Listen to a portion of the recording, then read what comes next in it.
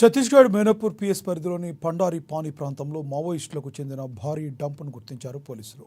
గరియాబంద్ జిల్లాలో ఈ డంప్లో 8 లక్షల నగదుతో పాటు 13 జిలిటన్ స్టిక్స్, విప్లవ సాహిత్యం లభించినట్లుగా భద్రతా దళాలు వెల్లడించాయి.